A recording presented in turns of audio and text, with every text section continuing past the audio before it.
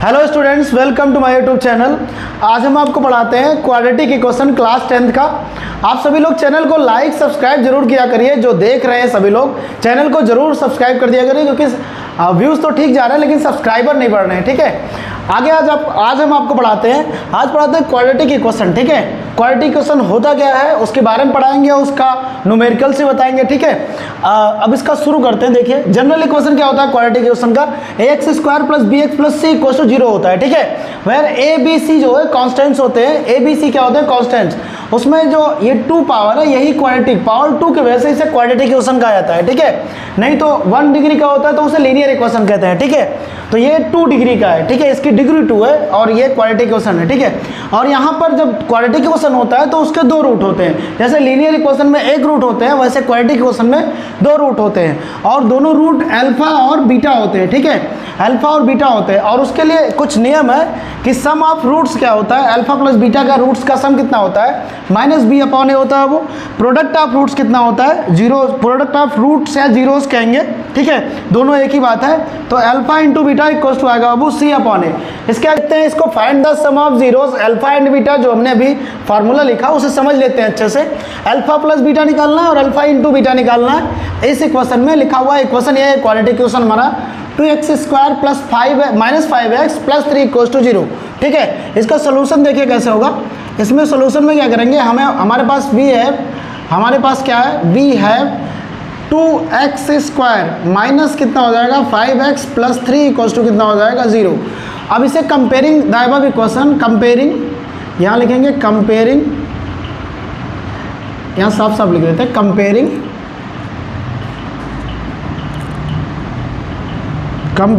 above equation, comparing equation by a x square. कौन सा? General equation, जो अभी क्वाड्रेटिक इक्वेशन का जनरल इक्वेशन था वो, उससे कंपेयर करेंगे, है ना। A x square plus B x plus C equal to 0 से कंपेयर करेंगे तो एक्स स्क्वायर का कोफिशिएंट जो होगा वो ए होगा और जो बी का मतलब जो एक्स का कोफिशिएंट होगा वो बी होगा और जो कांस्टेंट होगा वो सी होगा। तो यहाँ से ए कितना आ जाएगा, ए इक्वल टू आ जाएगा वो 2। एक्स स्क्वायर के साथ क्या है 2 है और एक्स के साथ क्या है -5 है। देखो, अच्छा साइन के साथ लिखना है, साइन इसका क्या है -5, तो उसके साथ लिखना है। प्लस वाला साइन रहता है तो उसको लिखा नहीं जाता। ठीक है, अगर बी इक्वल टू कितना आएगा इसमें -5 आ जाएगा वो। ठीक है, सी इक्वल टू कितना आ जाएगा 3 आ जाएगा। तो ए बी सी हमें पता हो गया। ठीक है, ए बी सी पता हो गया तो हमें सम ऑफ जीरोज निकालना है। तो हमें निकालना है, तो हमें फाइंड करना है वो sum of zeros means alpha plus beta निकालना है।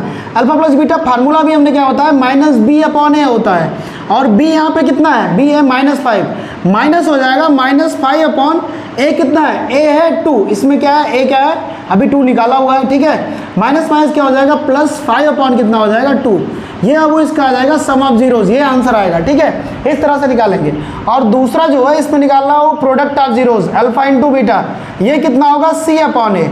सी अपॉन ए है, इसमें सी कितना है, सी है 3, सी कितना है वो 3 है, अपॉन ए कितना है, ए है 2।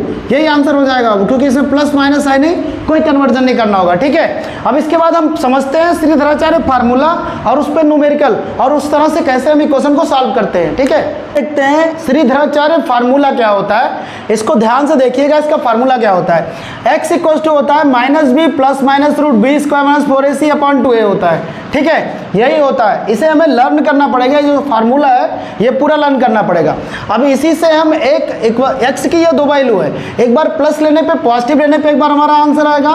पहले x की जो वैल्यू है पहली आएगी और x एक बार निगेटिव लेने पे जो वैल्यू आएगा वही 2 वैल्यूज होंगे और पहला वाला अल्फा होगा, दूसरा वाला क्या होगा, वो बीटा होगा। ठीक है, अब पहला वाला एक क्वेश्चन सॉल्व करके हम दिखाते हैं इसका। ठीक है, जैसे देखिए यहाँ पे हमें x निकालना है, x इक्वल्स टू, यहाँ पे पहले कंपेयर कर लेते हैं a x square plus B x plus c से। तो a इसमें कितना आएगा, a1 आएगा और b कितना आएगा, b4 आएगा और c कितना आएगा, c भी 4 आएगा। ठीक है, तो हमें क्या करना है, इसी फार्मूले से निकालना है, x इक्वल्स टू निकालना है माइनस b कितना है 4 हो जाएगा वो, minus b plus minus root B square मतलब 4 4 जा कितना हो जाएगा, 4 का square minus b square minus 4ac, 4 into a कितना है, a1 है, a इंटू 1 है, इंटू सी कितना है, c है 4। ठीक है, अपॉन कितना हो जाएगा 2a, 2 इंटू ए कितना है, a है 1। ठीक है, ऐसे करके निकालेंगे, कितना हो जाएगा -4 प्लस माइनस 4 4 जा कितना हो जाएगा 16 हो जाएगा, -16 हो जाएगा, ये आ जाएगा 0, ठीक है। 2 × 1 2 आ जाएगा, ठीक है। तो यहाँ पे इक्वल टू आ जाएगा -4 प्लस -0 आएगा अपॉन 2 आ जाएगा, ठीक है। अच्छा, इसमें प्लस भी लेंगे +0 लेंगे तो कोई फर्क नहीं पड़ेगा, -0 भी लेंगे तो भी कोई फर्क नहीं पड़ेगा। तो यहाँ पे पॉजिटिव लेने पे अगर हम पहले पॉजिटिव लेते हैं तो अब कितना होगा, तो यहाँ से x इक्वल टू आएगा -4 + 0 अपॉन 2, -4 + 0 अपॉन 2, तो यह आ जाएगा -4 अपॉन 2, ठीक है। इक्वल टू कितना आ जाएगा, 2 × 1 = 2, 2 × 2 = 4, -2 आएगा। तो ये पहला अल्फा जो आएगा वो -2 आ जाएगा। इसी तरह से ये है अल्फा, ठीक है, ये कितना आएगा, ये है अल्फा, इसकी वैल्यू ये इक्वल टू आ जाएगा अल्फा, ठीक है। और ऐसे तरीके से बीटा निकालते हैं। अगर हम निगेटिव साइन लेते हैं तो बीटा एक्स दूसरा निकालते हैं। अगर हम निगेटिव लेंगे -4 -0 अपॉन 2 करेंगे तो भी वही आएगा, -4 अपॉन 2 आ जाएगा, ठीक है। 2 × 1 = 2, 2 × 2 = 4, -2 आ जाएगा। तो ये भी -2 ही आएगा, ठीक है। तो ये हो जाएगा इक्वल टू कितना हो जाएगा, बीटा, ठीक है। ये दो जीरोज आ जाएंगे इससे। तो ये श्रीधराचार्य फार्मूला का यूज करते हुए हम इस तरीके से डायरेक्ट निकालते हैं आंसर, ठीक है, स्प्लिट करके। और दूसरा मेथड है, ठीक है। उसके आगे देखते हैं जनरल मेथड, कैसे हम जनरली सॉल्व करते हैं क्वाड्रेटिक इक्वेशन को। हमारे पास एक इक्वेशन है 5x² - 7x + 2 = 0 लिखा हुआ है, यही इक्वेशन है और इसी को हमें क्या करना है, सॉल्व करना है, ठीक है। कैसे सॉल्व करेंगे, आराम से देखिए इसको। 5x² - 7x और +2 = 0, ये मिडिल टर्म स्प्लिटिंग मेथड है। इसमें क्या करते हैं, a कितना आएगा, a इक्वल टू कितना आएगा, 5 आएगा। कंपेयर करेंगे ax² अभी हमने बताया था, ax² + bx + c = 0। तो यहाँ पे x² कोफिशिएंट a होगा तो a 5 आएगा, bx है तो b यहाँ पे आएगा, b कितना आ जाएगा, b आएगा -7, c कितना आएगा, 2 आ जाएगा। तो हमें a × c ऐसा करना है, a × c कितना आएगा, 5 × 2 आ जाएगा, इक्वल टू 10 आएगा। और 10 को ऐसा स्प्लिट करना है, 2 से काटेंगे 2 5 या 10 होगा।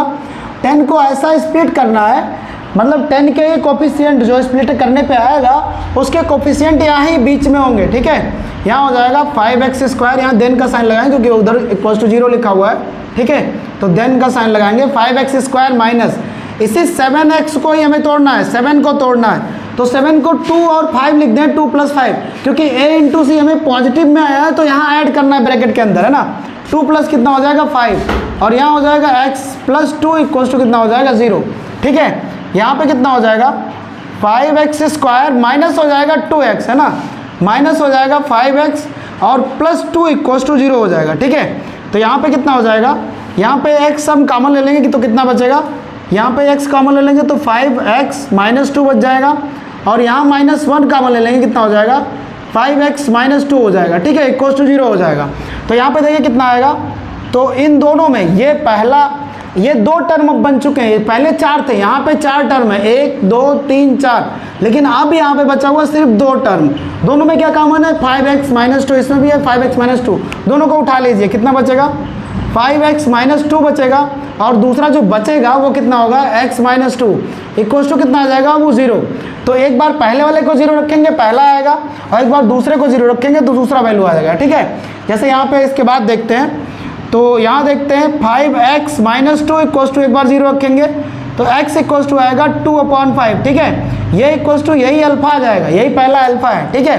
उसी तरह से दूसरा वाला रखते हैं, x - 2 = 0 रखेंगे तो x इक्वल टू कितना आएगा, ब्लैक से ही कर देते हैं, x - 2 इक्वल टू कितना आएगा, 0 आ जाएगा। तो x इक्वल टू कितना आएगा, 2 इक्वल टू कितना आएगा, यही बीटा आ जाएगा, ठीक है। तो पहला रूट ये आ जाएगा, अल्फा है, और दूसरा रूट कितना आ जाएगा, बीटा। इस तरह से इस मेथड से अगर हम मिडिल टर्म स्प्लिट मेथड से निकालते हैं तो सबसे पहले ये नियम जानना होगा कि a × c करके ही निकालेंगे, a × c जितना आएगा उसी को स्प्लिट करके फिर ये वैल्यू सारे निकालेंगे, x के 2 वैल्यू जो आएंगे वो दोनों निकलेगा इस तरह से, ठीक है। इसके आगे देखते हैं, आपको डिस्क्रिमिनेंट की बात बता देते हैं। डिस्क्रिमिनेंट क्या होता है, डिस्क्रिमिनेंट जो होता है उसको d लिखते हैं, और वो होता है b² - 4ac।